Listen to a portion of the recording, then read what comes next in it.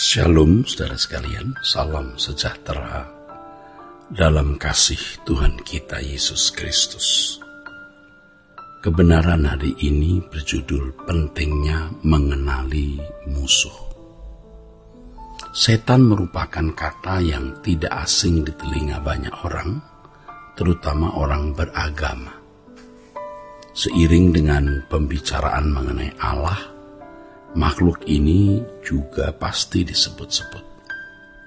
Tidak ada oknum yang lebih membahayakan bagi manusia kecuali yang disebut setan atau iblis. Ia juga disebut sebagai kuasa kegelapan. Oleh sebab itu, orang percaya harus mengenali dengan benar siapa oknum ini. Dalam doktrin perang telah dibuktikan bahwa salah satu penyebab kekalahan dalam peperangan adalah tidak mengenali musuh. Kesalahan mengenali oknum ini sangat berbahaya. Walaupun Alkitab tidak berbicara secara detail dan terperinci mengenai oknum ini, tetapi orang percaya dapat mengenali oknum tersebut dari Alkitab. Secara sporadis dalam beberapa bagiannya Alkitab mengemukakan mengenai oknum ini. Dari hal tersebut dapat diperoleh pengetahuan yang memadai mengenai siapa sebenarnya oknum ini. Untuk memperoleh pengetahuan yang memadai mengenai oknum ini dibutuhkan kerja keras dan ketelitian dalam pimpinan Roh Kudus melalui Alkitab.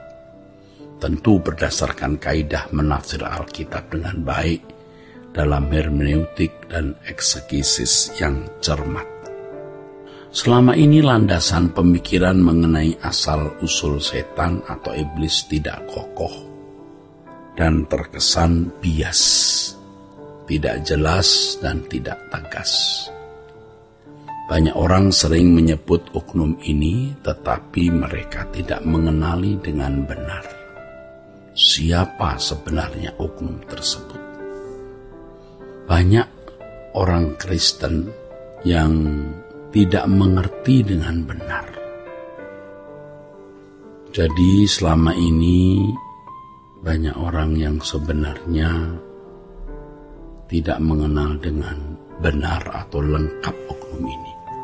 Biasanya pemahaman orang Kristen mengenai oknum setan ini bukan berasal dari Alkitab, melainkan dari berbagai sumber di luar Alkitab. Karena begitu banyaknya masukan dari sumber-sumber yang bukan berasal dari Alkitab dalam waktu yang lama, maka pemahaman yang salah mengenai setan atau iblis mengkristal di dalam pikiran mereka. Hanya ada beberapa bagian dalam Alkitab atau teks-teks tertentu yang selama ini diakui sebagai keterangan mengenai asal-usul setan atau iblis.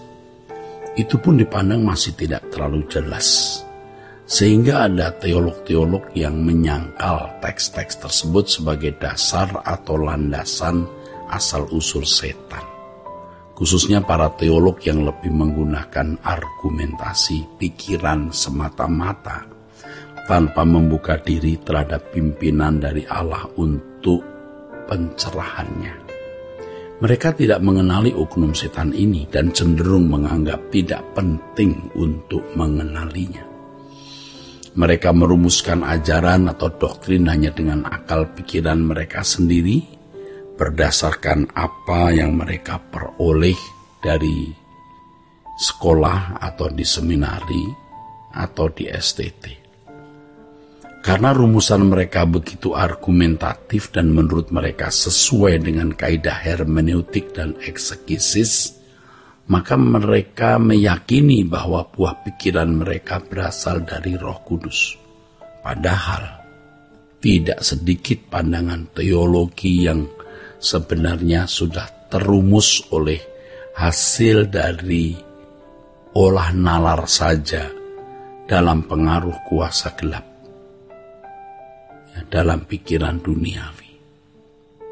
Orang-orang yang mempelajari Alkitab namun mengandalkan kemampuan akademis saja, biasanya hidup dalam tawanan pikiran mereka. sehingga tidak menyadari bahwa mereka ada dalam pengaruh kuasa kegelapan. Saudaraku, kalau orang percaya berusaha untuk mengenali dan memahami setan ini, dimaksudkan agar orang percaya dapat berantisipasi terhadap oknum ini sesuai dengan firman Allah, agar tidak terjebak dalam perangkapnya.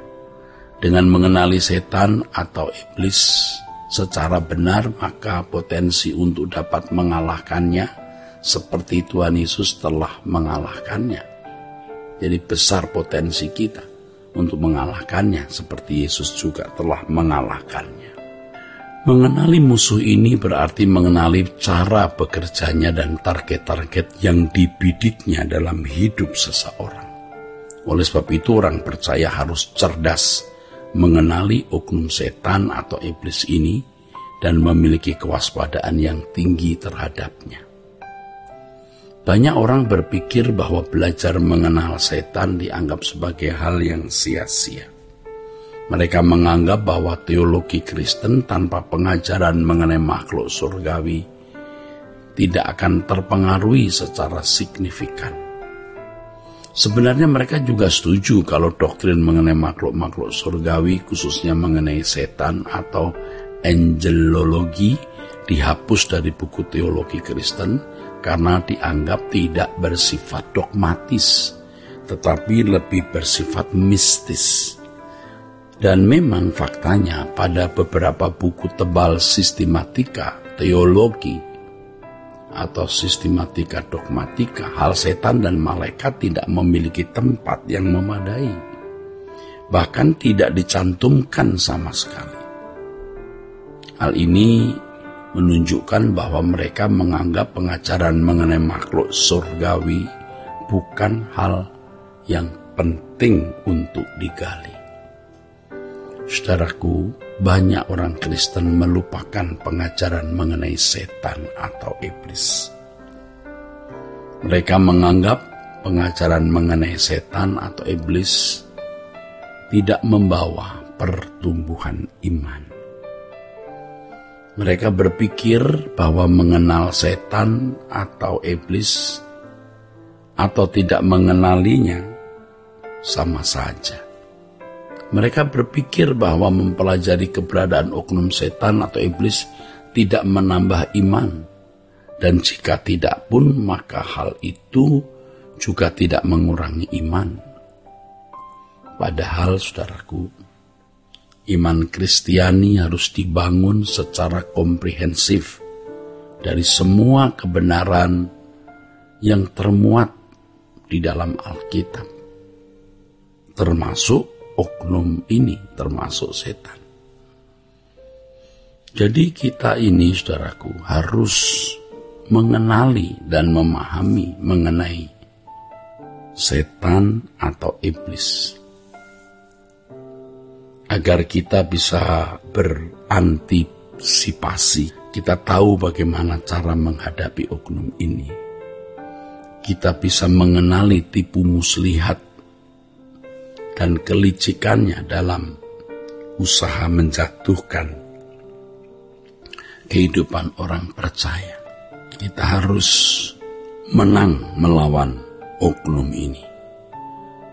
Jangan sampai kita terjebak dalam perangkapnya. Hati-hati, oknum ini bekerja keras untuk menjatuhkan orang percaya.